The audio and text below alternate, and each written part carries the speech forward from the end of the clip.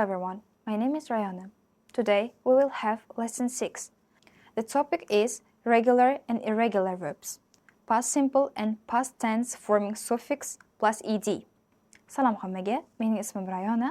Bugun biz 6-chi darsda o'tamiz. Mavzuyimiz esa to'g'ri va noto'g'ri fe'llar. O'tgan zamon hamda o'tgan zamon qo'shimchasi ed. Look at the photo and what do you know about your grandparents? Discuss the following questions with their partner to practice speaking. Rasmga qarang va bobo va buvalaringiz haqida nimalarni bilasiz? Do'stingiz bilan birgalikda quyidagi savollarga javob bering hamda nutqingizni rivojlantiring. The questions are: when and where were they born? Qachon va qayerda tug'ilishgan? What were their job? Ularning kasbi nima edi? What did or do they like? Ular nimalarni yoqtirar edi? And here we have got examples. My grandparents are very old. Meaning, bobo va buvam judayam qari.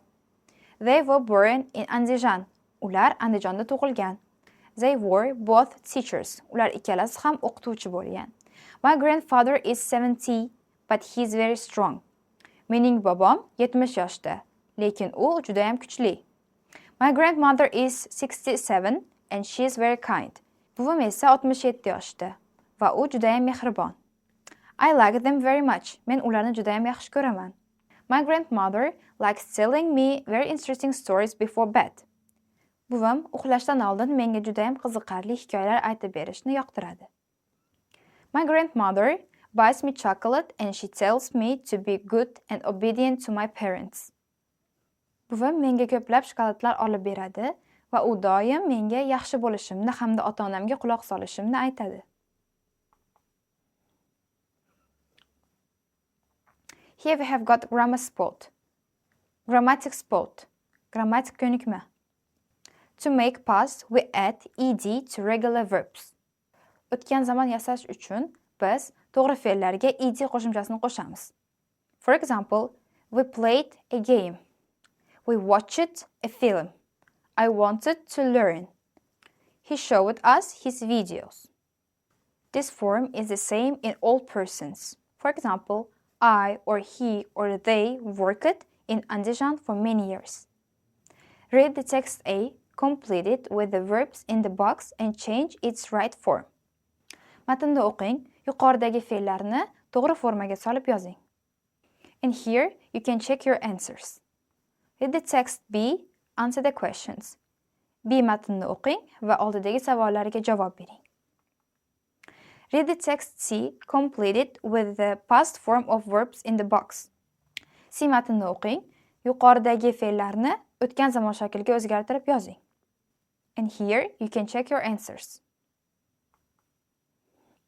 Complete the questions with the correct form of the verb from the text.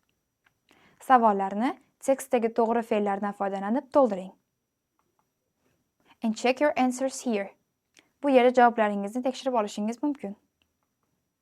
Irregular verbs, noto'g'ri fe'llar, have a special form in the past tense. O'tgan zamonda o'zining maxsus shakli bor.